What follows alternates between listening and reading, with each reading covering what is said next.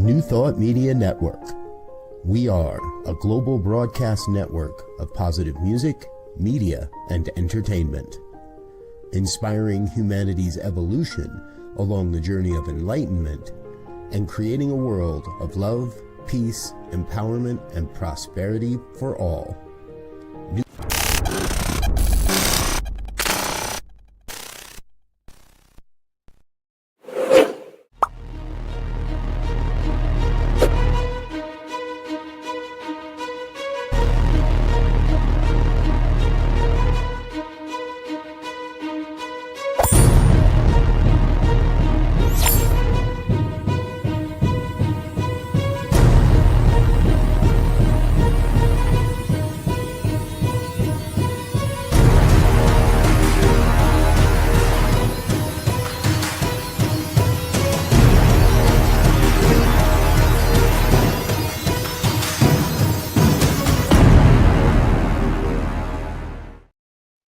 Happy Friday the 13th, everybody. And it is now time for the good news. Just what we need on this beautiful, beautiful day. Well, let's get started with some unique stories. This one here is very interesting. An artist uses cremation ashes to create unique memorial paintings with personal meanings. This is fabulous. An artist using cremation ashes in his paintings to create unique memorial landscapes that grieving families can personalize as a way to remember their loved ones. Gary Harper began painting professionally just 2 years ago and was inspired by the loss of his cousin to respectfully experiment with blending a small amount of ashes into his artwork. He holds consultations with families to learn about the deceased and, any of their favorite memories, focusing on landscapes with a personal connection. The 33-year-old from Liverpool began painting while at college and developed a love for still life and landscapes. It wasn't until he became an occupational therapist assistant in a psychiatric hospital that he saw firsthand the profound effect art can have on people. I held an art therapy session with a patient, and we made so many paintings together.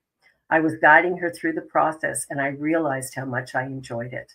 A month later, I picked up the brush and started painting for myself. The piece was abstract sunflowers, and the feedback I got was overwhelming. While painting in his free time in December 2024, his cousin Donna passed away from cancer. It was so close to Christmas, and it was really emotional. A year later, he was painting some seascapes when the thought crossed his mind that he could add some ashes. In November 2025, Gary painted his first Ashes to Art commission, aiming to provide a personalized memorial in acrylic paint for the bereaved. It was lovely the family trusted me. It's a respectful process. I do a consultation with the loved one, learning everything about the person and what they enjoyed. Isn't that beautiful? It's such a sweet thing to be able to offer that to people. I just love that idea. All right, moving right along.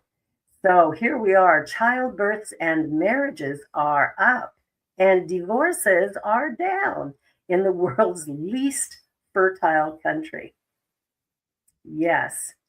At 0.77 children per woman in 2025, South Korea was the world's least fertile country, perhaps heralding a reversal of fortune, though childbirths have grown at the fastest pace in 18 years on the peninsula, with a 6.2% increase totaling 233,708 babies between January and November. A number of divorces, meanwhile, went down 9.8% to 6,890 by November. It's a big problem the world over. Receives virtually no attention compared to other existential issues and demonstrates cross-cultural spread. Most native populations aren't having enough babies. No region is more greatly affected by this phenomena than East Asia, where Taiwan, Hong Kong, Singapore, South Korea, and China make up 5 of the 10 least fertile countries on Earth. Hopefully, this sharp increase in South Korea can be sustained. In November alone, the Ministry of Statistics reported 20,710 babies were born, the highest for the month since 2019, and up 3.1% from 20,083 a year earlier. 2025's mini baby boom pushed the fertility rate to 0.79. It's believed that economic assistance for childcare has helped incentivize couples desiring children, but who are wary of the economic burden of the high cost country. So, a little bit of good news, fewer divorces, more marriages. That's a good thing. And now we're going to go to a little commercial break and we'll be back to talk about 10 powerful inventions. So don't go away. We're going to be back in just a minute.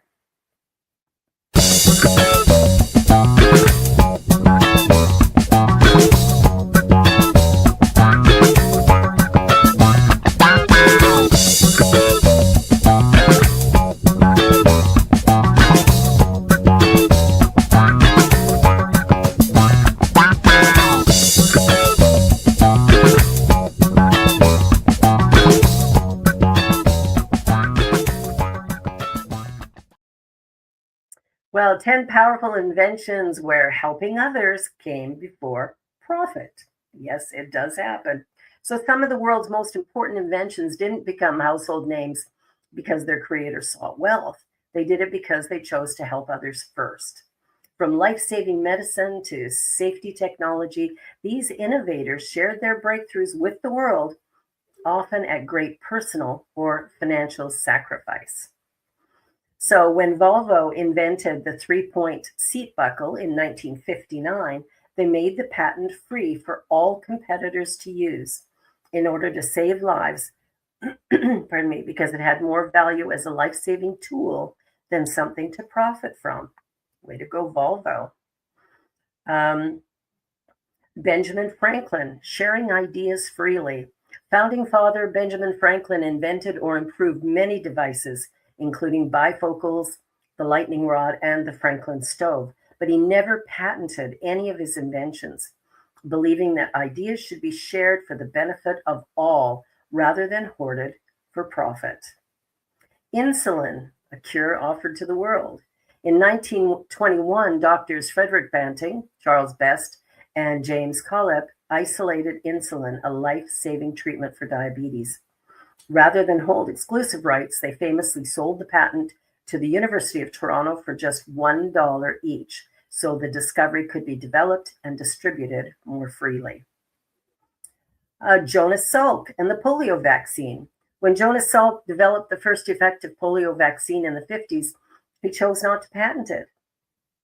Asked who owned the patent, Salk responded, well, the people, I would say. There is no patent. Could you patent the sun? Stance helped the vaccine be widely adopted around the world. Alexander Fleming and penicillin, discovered in 1928. Willem Röntgen and X-rays in 1895. Monoclonal antibodies, a foundation for countless treatments.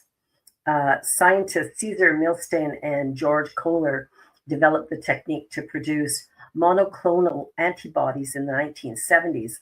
And their original work was not patented, enabling researchers around the world to build on it and develop thousands of life-saving diagnostic and therapeutic tools. J.M. Barrie and Peter Pan. He gifted the copyright of Peter Pan to the Great Ormond Street Hospital for Children in London. The hospital still benefits from the rights, and while precise financial figures aren't public, the decision has supported pediatric care for decades.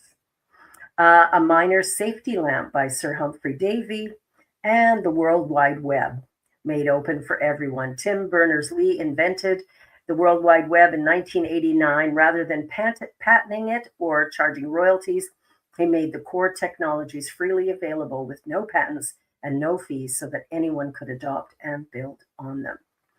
So why do these stories matter? In a world where innovation is often tightly controlled for profit, these inventors remind us of a different legacy, one where the value of an idea is measured by the lives it touches. Their choices help spread tools, medicine, and safety advancements far beyond what would have been possible through standard commercialization alone. Bravo to all 10. Brilliant work. Brilliant, brilliant work. All right. So, anybody watch the Super Bowl on Sunday? Well, a couple had invited Bad Bunny to their wedding, and instead he invited them to get married during his Super Bowl halftime show. They're known for big surprises, but this year's performance by Bad Bunny delivered a moment no one saw coming, a real wedding. According to reports from ESPN, People, and other outlets, a couple featured in the Super Bowl halftime show was legally married right there on stage.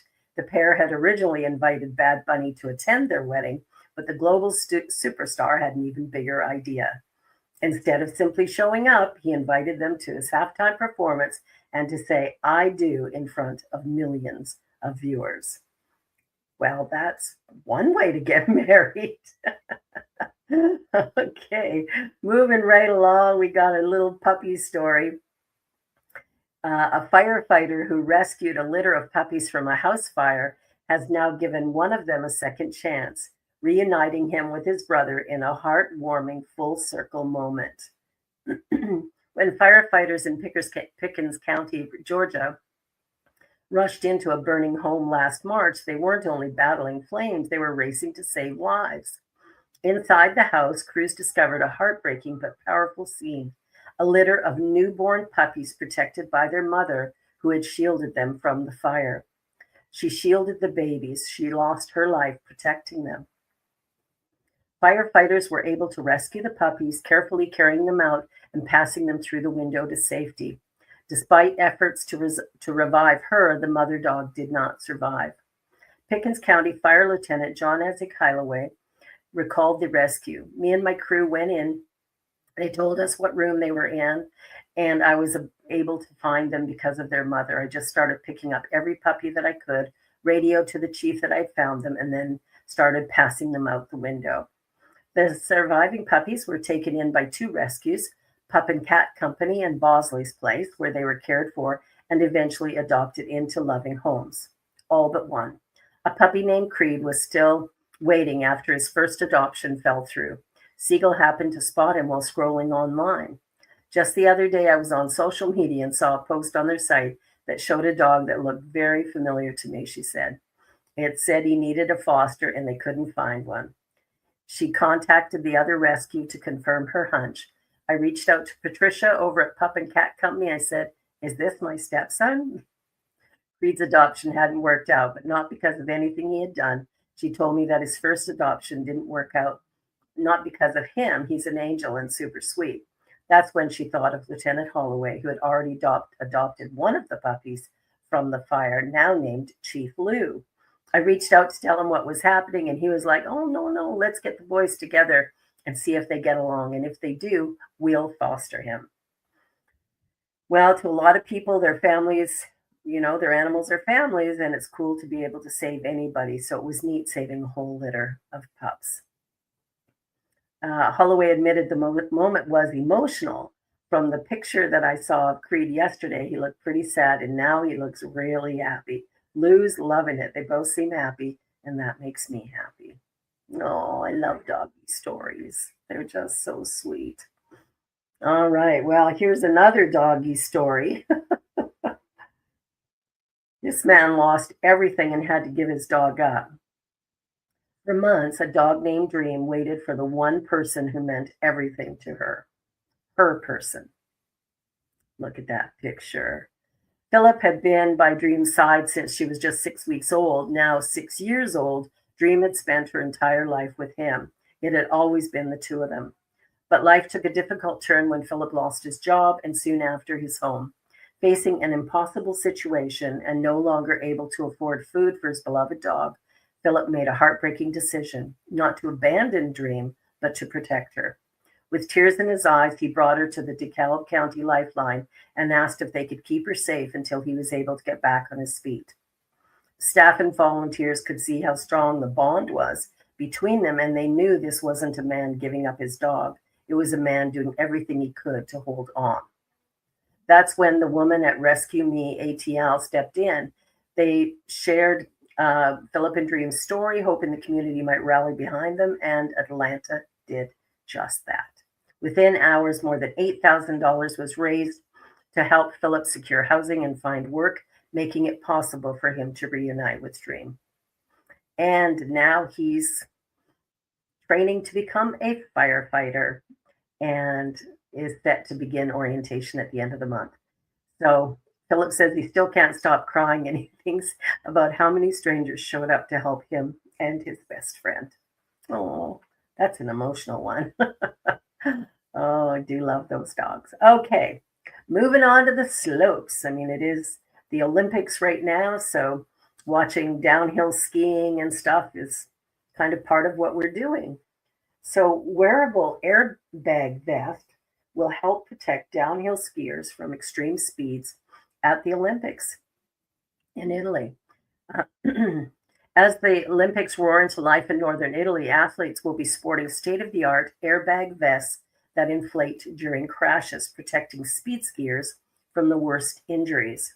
For those unfamiliar, the Olympics are being held at the renowned ski area called Cortina di Ampezzo, which is also a stop on the downhill events at the Skiing World Cup. And if you didn't know that, then you wouldn't know that some of Cortina's slopes are the fastest on Earth, with skiers routinely hitting freeway speeds.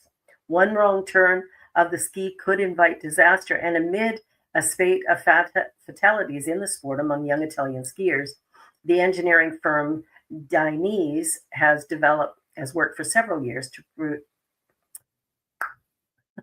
try and get my tongue to work here, to perfect a wearable airbag vest. At the same time, organizers and the International Skiing Federation are redesigning training courses for greater safety, including through measures like installing nets and incorporating larger fall zones. You can't make a sport of speed totally safe, but you can do much more on training. So these airbags, they use sensors, and they're going to make a difference for all of our athletes. So bravo to this company for creating something so brilliant. Well, this was a story I just couldn't pass up. Police bring in a specially trained otter during a search for a missing woman. Otters? Animals are so brilliant. So, police in Pensacola, Florida, recently called in an unusual helper while searching for a missing woman, a specially trained otter named Splash. Good name. According to local reports, officers brought Splash to the scene on Tuesday as they intensified their search near the Mahogany Mill boat ramp after investigators received a tip that a body might be in the water. The woman had not been seen since Friday, raising serious concern. But before Splash ever had to get to work, there was good news. Authorities located the woman safe in a different area on Monday, meaning the otter never needed to enter the water. However, Splash is no ordinary animal. The 2-year-old Asian small-clawed otter has been trained to help detect human remains underwater, something that can be extremely difficult for traditional search teams. Officer Mike Wood of the Pensacola Police Department explained that Splash is trained to dive, release bubbles, and detect scent in a way that allows him to guide dive teams to a specific location, a task that even highly trained dogs cannot perform underwater. Now, I don't know who thought of training that otter, but bravo, bravo. That's absolutely amazing.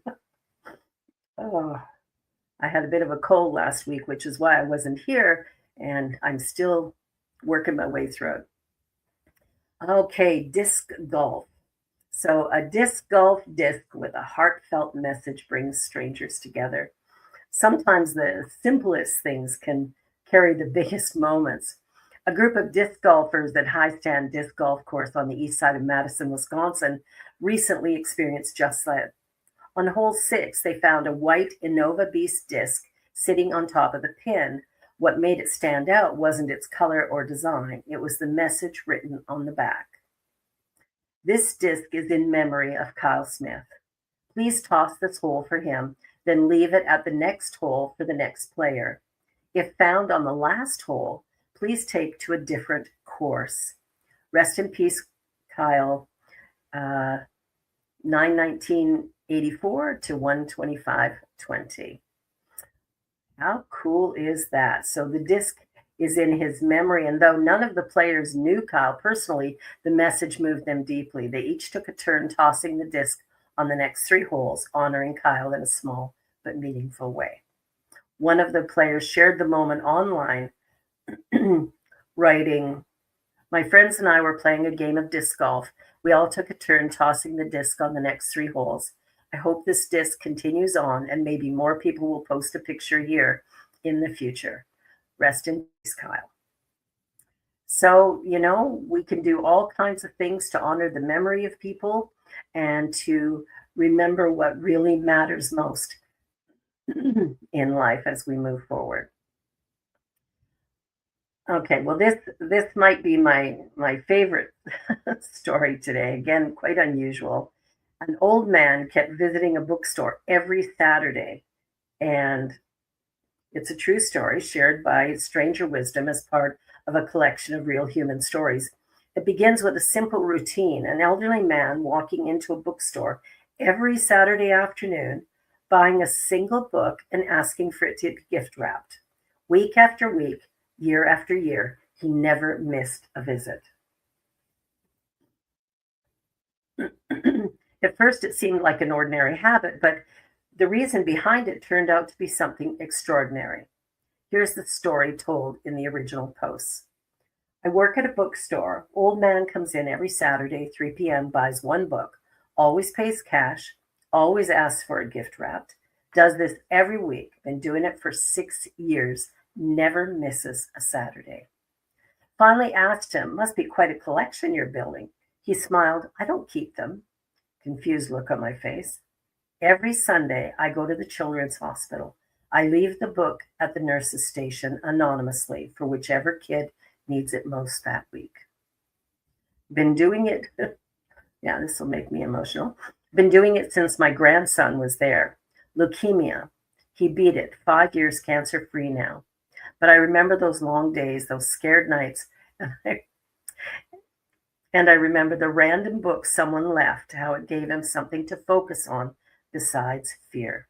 Never found out who left that book, so I decided to be that person for other kids." Oh, that's beautiful. And now our hero of the week.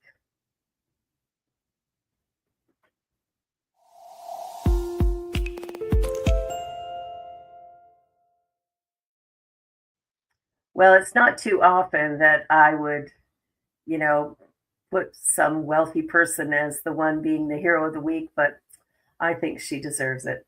Mackenzie Scott donated 7.1 billion to nonprofits in 2025, a major increase with more to come.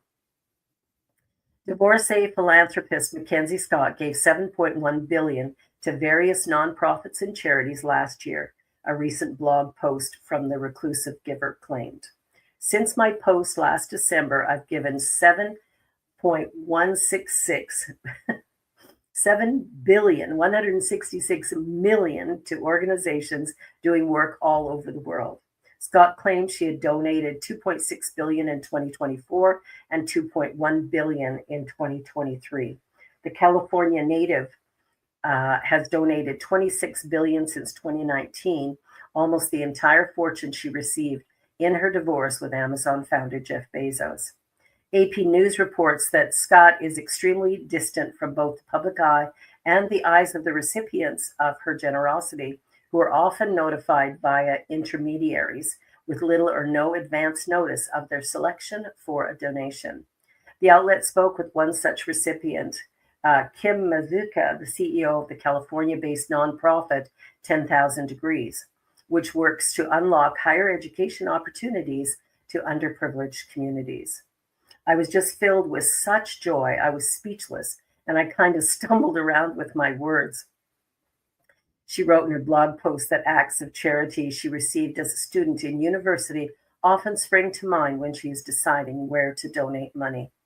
Whose generosity did I think of every time I made every one of those thousands of gifts I've been able to give? It was the local dentist who offered me free dental work when he saw me securing a broken tooth with a denture glue when I was in college. So she's giving back. Well, everybody, that's the good news for this week, this Friday the 13th.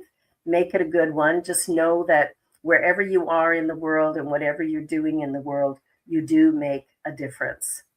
Your life matters, and the way that you live it impacts all the rest of us. So I invite you to just be you.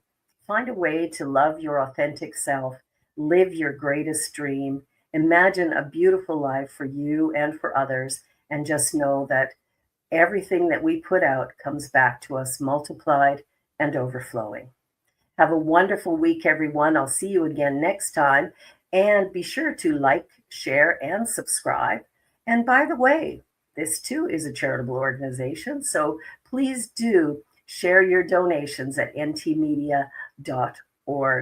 It will be loved and appreciated, and we welcome all of it with grateful hearts. Have a beautiful week, and I will see you very soon. Bye for now.